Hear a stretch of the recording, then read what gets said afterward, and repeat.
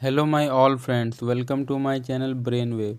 तो फ्रेंड्स, आज हम लोग क्लास 12th का जो चैप्टर है मानव स्वास्थ्य और रोग, इसको देखने वाले हैं। ठीक है, इसमें हम लोग जितना भी ऑब्जेक्टिव देखेंगे सारा का सारा वर्मा का बुक से लिया गया है, वर्मा टुडे से लिया गया है।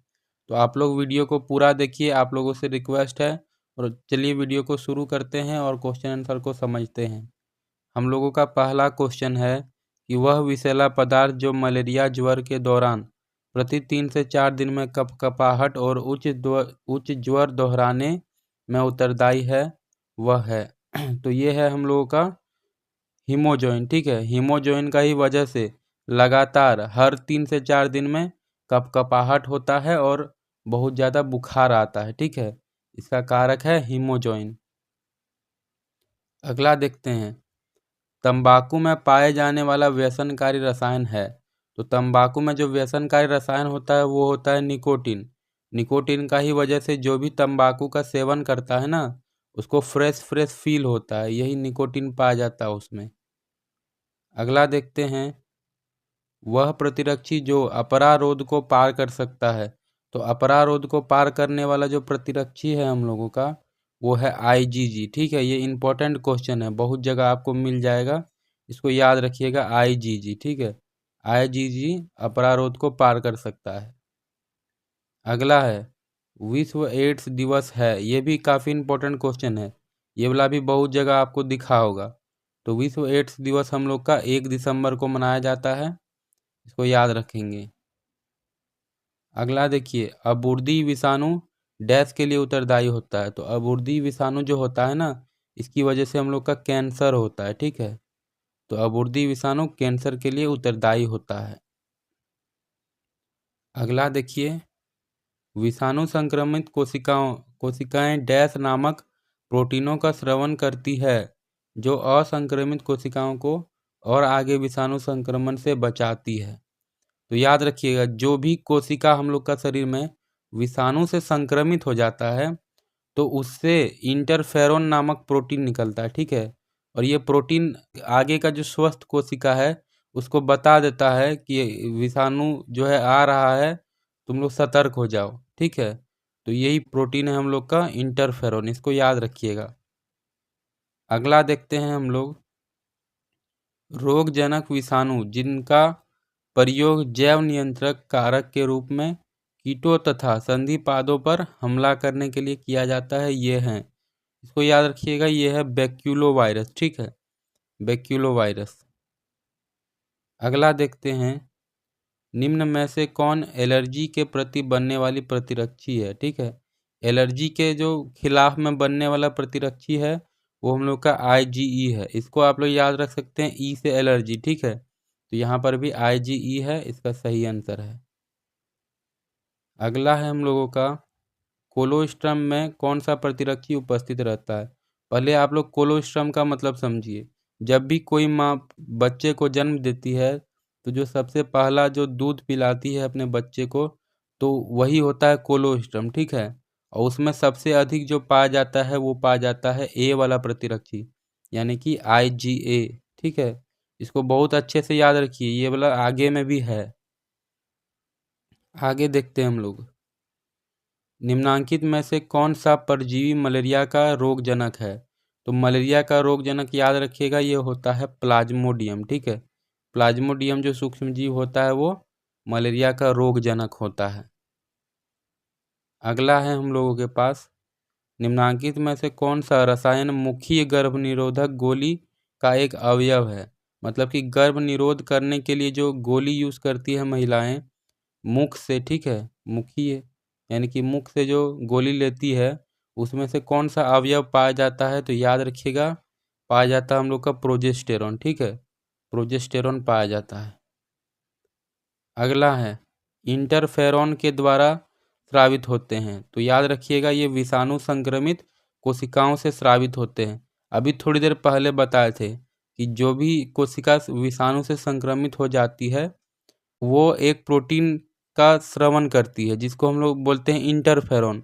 और ये जो इंटरफेरॉन होता है वो आगे की कोशिकाओं को बता देता है कि विषाणु आ रहा है, तुम लोग सतर्क हो जाओ, ठीक है, ऐसा होता है। अगला देखते हैं, केंद्रीय औषध अनुसंधान संस्थान यानी कि सेंट्रल ड्रग रिसर्च इंस्टीट्यूट कहाँ स्थित है? तो ये वाला भी इम्पोर्टेंट है, इसको याद रखिएगा। ये है हम लोग का लखनऊ में, ठीक है, लखनऊ में ही है, स्थित है ये। अगला देखिए, इनमें से कौन लिंग प्रजनित रोग है, यानी कि लिंग संलग्न रोग इसमें पूछा गया है, तो वो होता है हम लोग का हीमोफीलिया, ठीक है। हीमोफीलिया एक लिंग प्रजनित रोग है। अगला है वर्णांध यानी कि कलर ब्लाइंडनेस में व्यक्ति पहचान नहीं कर पाता है। याद रखिएगा, कलर ब्लाइंडनेस में व्यक्ति लाल और हरा रंग में पहचान नहीं कर पाता है, दोनों रंग उसको एक ही जैसा दिखता है। तो जो ट्रैफिक लाइट रहता है उसमें पहले रहता है रेड, फिर रहता है येलो, फिर रहता है ग्रीन, इसको भी वो ठीक से नहीं देख पाता। इसीलिए जो कलर ब्लाइंडनेस वाला लोग रहता है उसको राइडिंग नहीं करना चाहिए सड़क पर। अगला देखिए, दाद यानी कि जिसको रिंग वर्म बोलते हैं, निम्नांकित में से किससे द्वारा होता है? तो याद रखिएगा, ये कवक द्वारा होता है। जो दाद वगैरह होता है ये कवक के द्वारा होता है। अगला देखते हैं, प्लाज्मोडियम की संक्रामक अवस्था है। तो प्लाज्मोडियम की संक्रामक अवस्था गेमिटोसाइट होती है, ठीक है। लेकिन यही चीज़ अगर पूछे कि मनुष्य में प्लाज्मोडियम की संक्रामक अवस्था क्या है, तो वो स्पोरोजोइट होता है। इसको भी आप लोग याद रखिएगा। आगे देखते हैं, निम्न में से कौन एक प्राइमरी लिम्फॉइड अंग है? तो प्राइमरी लिम्फॉइड अंग ये दोनों होता है, ठीक है। इसका ऑप्शन सी सही हो जाएगा, ऑप्शन सी इसका सही है। अगला देखिए, इनमें से किस में निकोटीन पाया जाता है? ये क्वेश्चन भी ऊपर में आया हुआ था, बोले थे कि ये इंपॉर्टेंट है, ठीक है। तो ये याद रखिएगा, ये तंबाकू में पाया जाता है निकोटीन। अगला देखते हैं हम लोग, निम्न में से कौन यौन संचारित रोग है? तो यौन संचारित रोग हम लोग का क्या होता है? एड्स होता है। आगे देखते हैं, मेरिजुआना ड्रग किस पौधे से प्राप्त किया जाता है? तो इसको याद रखिएगा, ये कैनेबिस सेटाइवा से पाया जाता है। ये जो पौधा है इससे मेरिजुआना ड्रग पाया जाता है, इसी से। अगला है, निम्नांकित में से कौन रोग यौन संचारित रोग नहीं है? तो ये भी यौन संचारित रोग है, ये भी है, ये भी है। लेकिन जो मलेरिया होता है वो यौन संचारित रोग नहीं होता। इसका सही आंसर ऑप्शन डी हो जाएगा। अगला देखिए, किस चीज से जल प्रदूषित होने से मीनामाटा रोग होता है? तो जल में यानी कि क्या मिल जाएगा कि मीनामाटा रोग हो जाएगा? तो याद रखिएगा, मरकरी, ठीक है। मरकरी अगर जल में मिल जाता है और कोई पी लेता है तो उसको मीनामाटा रोग हो जाता है। अगला है, निम्नांकित में से कौन प्रतिरोधी नवस्तन्य या खीस में पाया जाता है? ये वाला बोले थे कि आएगा।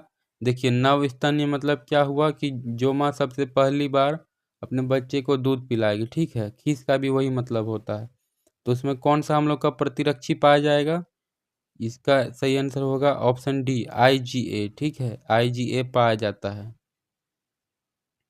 अगला देखिए, जीव की बीमारियों से लड़ने की क्षमता को क्या कहते हैं?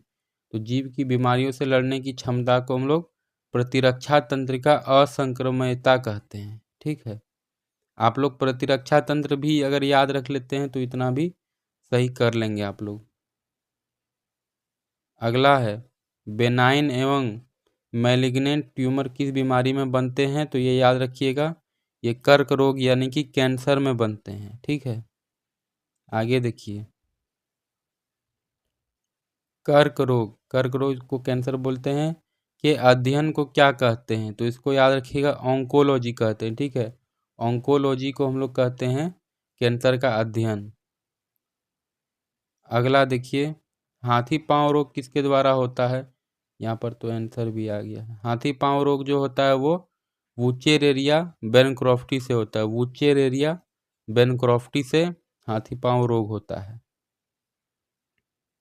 अगला है, मनुष्य के लिए प्लाज्मोडियम की संक्रमण अवस्था है, जिसको हम ऊपर में बताए थे ये प्लाज्मोडियम की संक्रामक अवस्था गैमेटोसाइट होता है, हाँ, लेकिन जब ये मनुष्य में आएगा तो ये स्पोरोजोइट हो जाता है। ठीक है, मनुष्य में प्लाज्मोडियम की संक्रामक अवस्था स्पोरोजोइट है।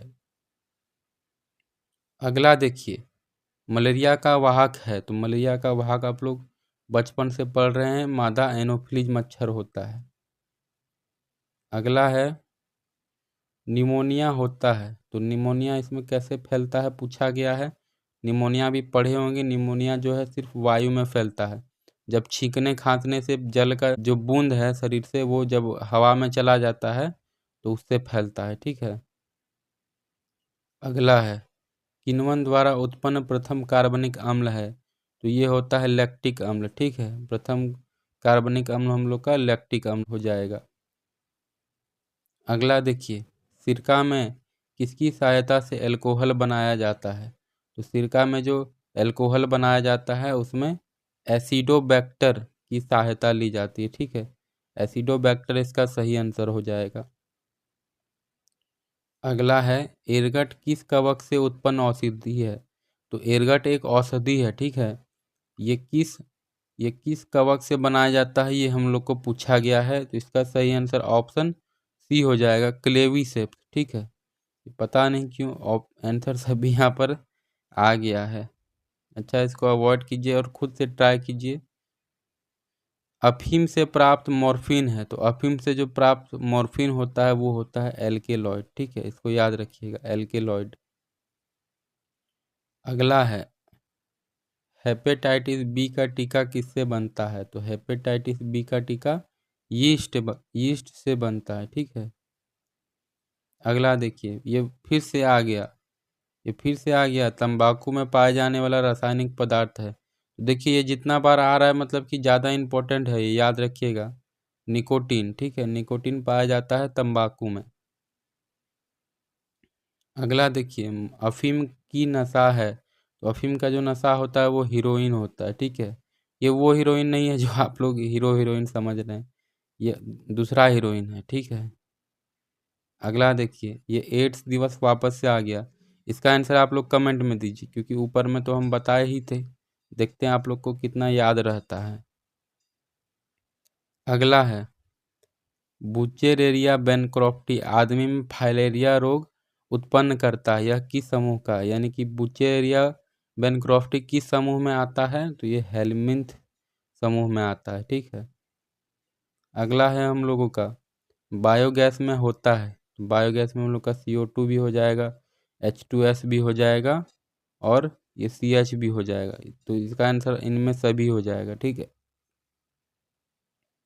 अगला है रेबीज का टीका किसने प्रचलित किया, यहाँ पर किसने है, रेबीज का टीका किसने प्रचलित किया, तो ये प्रचलित किया था पाश्चर ने। ठीक है, पाश्चर ने रेबीज का टीका को प्रचलित किया है।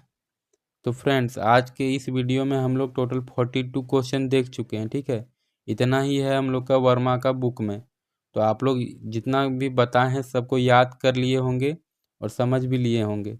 तो मिलते हैं एक बार फिर से नए वीडियो में, और वीडियो का अंत तक बने रहने के लिए एक बार थैंक यू।